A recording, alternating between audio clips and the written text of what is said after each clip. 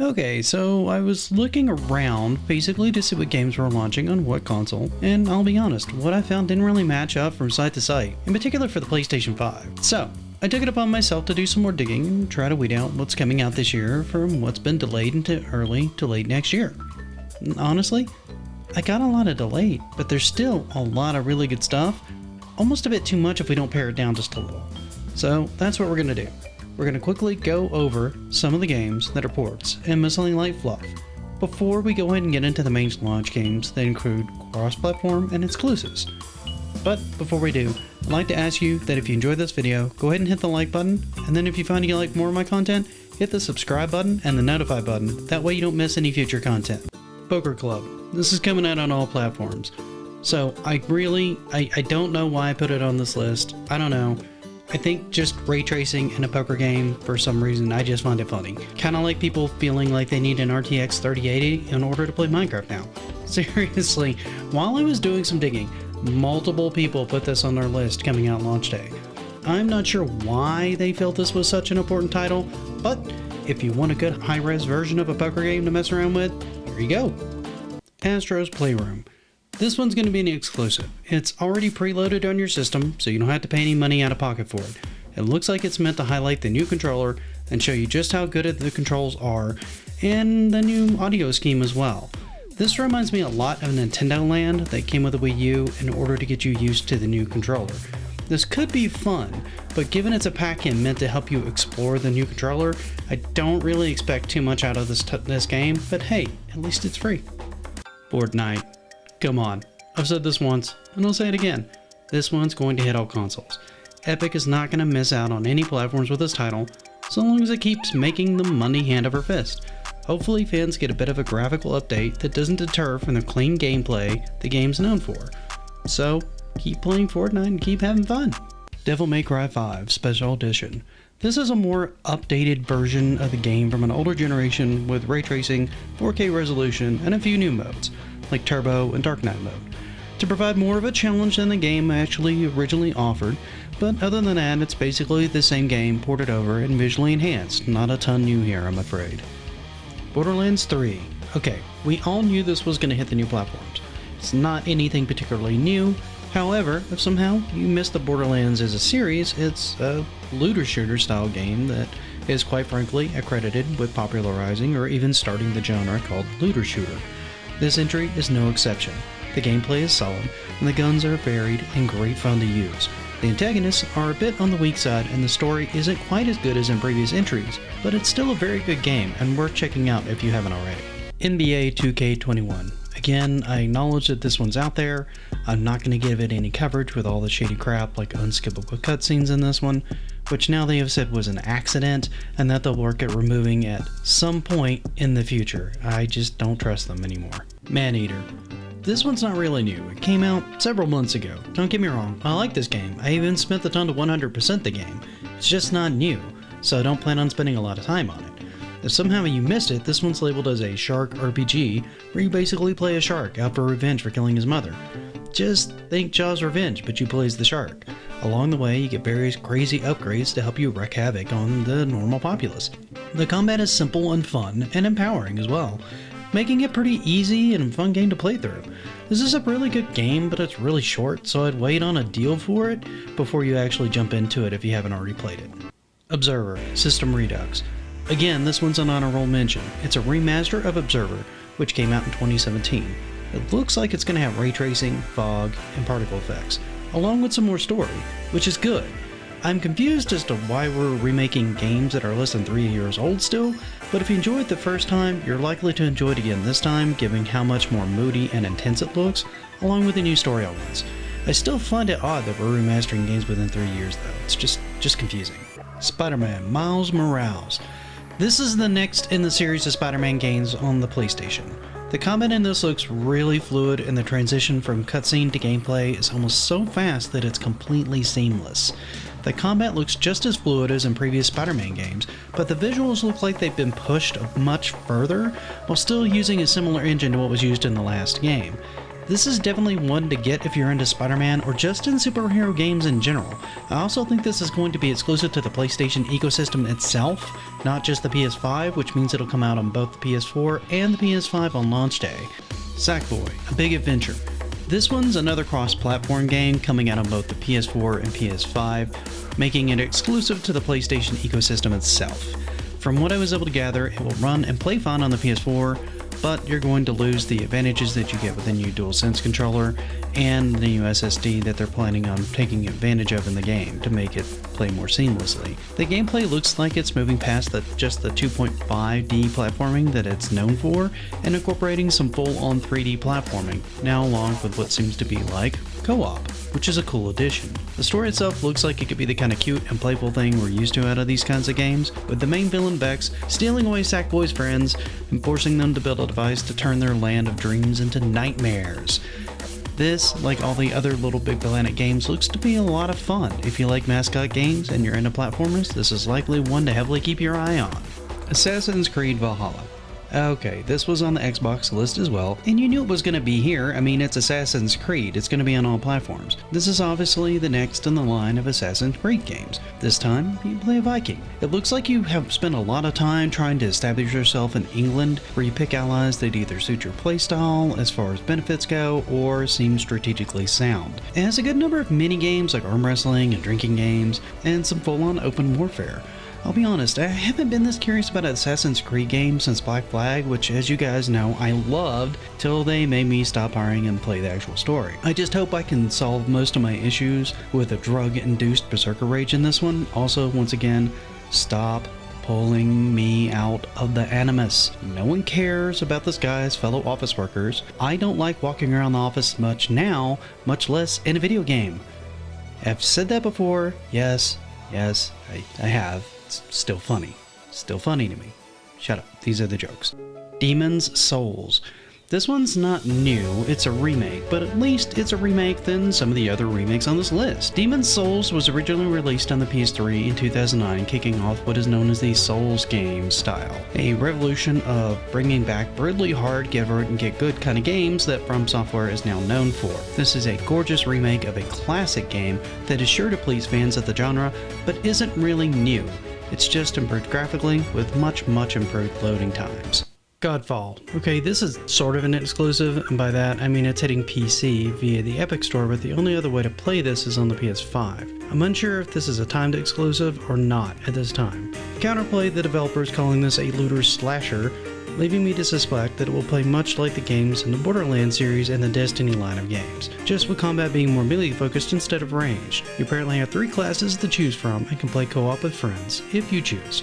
The story is pretty simple. You play as a deposed king whose mission is to take back his kingdom. That's about all I know about it so far. I have to admit, I saw this one and had a good deal of trepidation at first with the combat. Didn't really look that fluid or revolutionary, reminding me a lot of God of War's combat, just really slow and clunky. But more recently, as far as what I've seen, it looks like it's getting better and better and looks far smoother. While it still reminds me a lot of God of War's playstyle, it's definitely one to watch out for. It could be a sleeper hit. Bugsnax. This is by far the strangest game on this list, bar none. This one has you going to a mysterious island where the creatures are half bug, half snack. Not a ton is known about this title, but it reminds me a lot of the same whimsical, crazy kind of game that Viva Pinata was. I'm hoping it's more than a sleeper hit, because I love when developers take wild ideas like this and they come out rather than sticking to what's safe. I guess we'll find out in November if it's any good or not. Besides, according to the latest reports, this is going to be offered free to PlayStation Plus members from November 12, 2020 to January 4, 2021. This is a console exclusive to the PlayStation, coming out on the PS4, PS5, and Windows. Watch Dogs Legion. This is the latest addition in the Watch Dogs series, this time allowing you to recruit multiple characters in the game, each with their own ways of approaching a situation, forcing you to learn their strengths and weaknesses to succeed. It also has permadeath, so if you lose someone, they're gone for the rest of the game.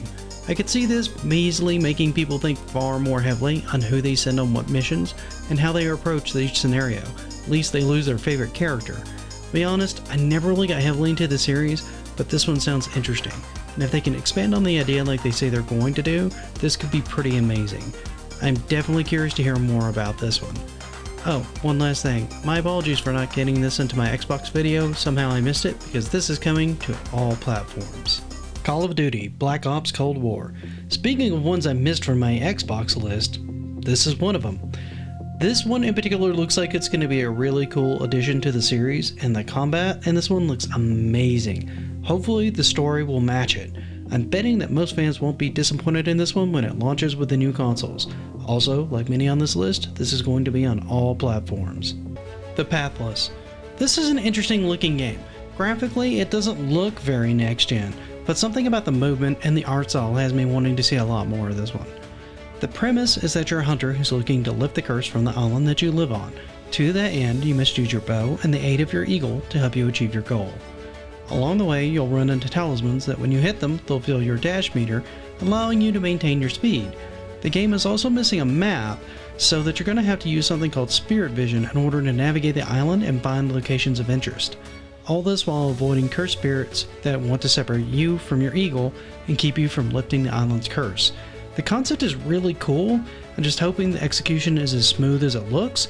If so, we should be into something really fun here. Destiny 2 Beyond Light. You knew Bungie wasn't going to miss out this generation. Destiny 2 Beyond Light hits the consoles on launch day with a new story and a new planet, Europa. You are tasked with delving into the darkness further than you've ever gone before to learn the ways of stasis and find out if there's more to the darkness than you already knew.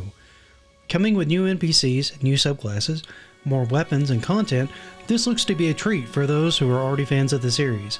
Only time will tell if it'll win over holdouts and those who weren't totally sold on Bungie's premier looter shooter as it stands now. This is another I missed on my earlier list, and I should have known that this was going to be hitting all platforms.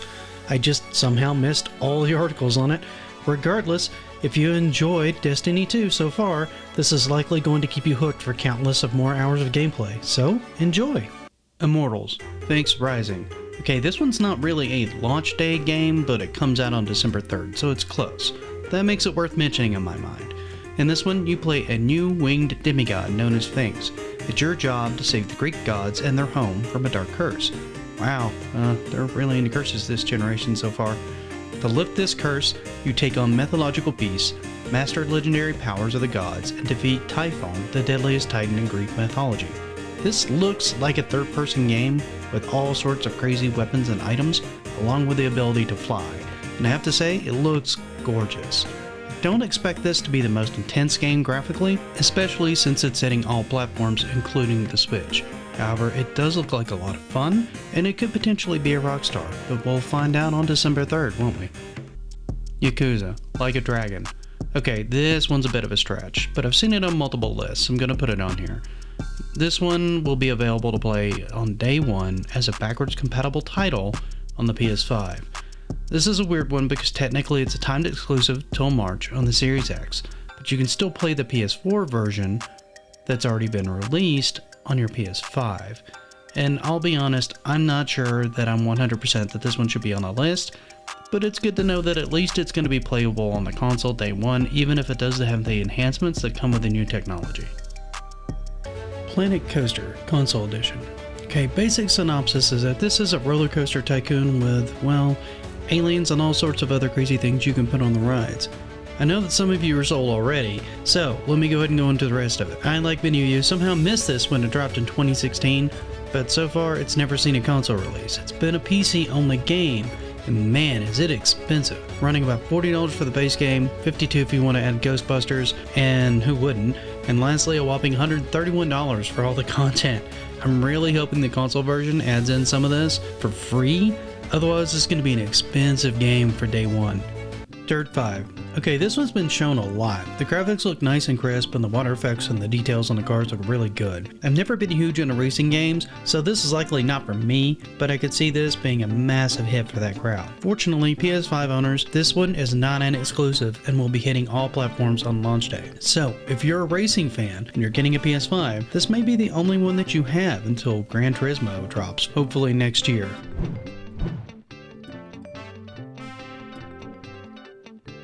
Destruction All-Stars. This is a vehicle combat game from Lucid Games that's made for the PlayStation 5. you can play one of 16 stars in a vehicular demolition derby, trying to take out all the other cars. Unlike the other games of its kind, aka Twisted Metal and Vigilante 8, when you lose your car, you're not necessarily out of the game. Each driver has special abilities to help them survive on foot, and some can go invisible, others can take over a player's cars. The idea has a good deal of potential, but one of the things I'm a bit sad about is it's only listed as single player, which honestly seems like a waste for this kind of game. Part of the fun of this kind of game is getting together with friends and blowing each other up repeatedly. Feels like an odd choice to not have multiplayer. Hopefully the story holds up enough that it's worth picking up regardless, when it finally comes out in February as a free game for PS Plus members. Deathloop. Originally slated to be a launch title as well, Arcane Studios has announced that in August, due to difficulties from working from home, this title has been delayed until Q2 of next year. While not as huge as some of the titles from Microsoft that got delayed, this one definitely hurts. It also hurts the Series X as well, as this was a timed exclusive, meaning it's going to be even longer before Xbox fans can play this one. Ghostwire Tokyo. Another one delayed due to difficulties from working from home, and given it's a timed exclusive, this one hurts everyone as well, because even though PlayStation owners have to wait a while longer to play this game, Microsoft fans have to wait even longer. Hopefully this game will be worth the wait by the time it comes out sometime next year. Ratchet and Clank, A Rift Apart. Quite literally the game that sold me on the system, and now has no release date that I can find. It's still tentatively scheduled for the release window, but I can't find any solid date and nothing but rumors. This may have been pushed out as far as next year. When this releases, expect it to be one of those that will run on your PlayStation 4, but really is intended to use the capabilities of the PS5, and will be highly recommended that you pick it up on the new console. Hopefully it's going to be worth the wait. I don't have any reason to feel like it shouldn't be. It looks like it's going to be pretty amazing. Honestly, given the way this year has gone, I'm truly surprised we didn't have more delays on each side. And we may have more still. This is just what I could find out as of this writing. If 2020 has shown us anything, it's that it's still got surprises up its sleeve for us, so expect more changes and surprises to come, well into next year at this rate. Counting it up, it looks like there are 22 titles coming to the PlayStation 5. 21 if you discount Yakuza because of how that works, and I don't blame you, it's a rather strange workaround. A lot of these are also cross-platform and will hit the Xbox, bumping its launch lineup even further. Right now, I'd have to say that the Xbox has a better launch lineup than the PS5, given a lot of their exclusives got pushed out due to various reasons. Don't think that will hurt the sales very much, and there's still a lot of good games to play between now and Q2 of next year when most of these are due out. But it's certainly not the lineup at least I thought it was going to be when I put down my money. What do you guys think though? Do you like this lineup? Has it changed your thoughts on your pre-order? Let me know in the comments. Don't forget to like and subscribe, and until next time, happy gaming.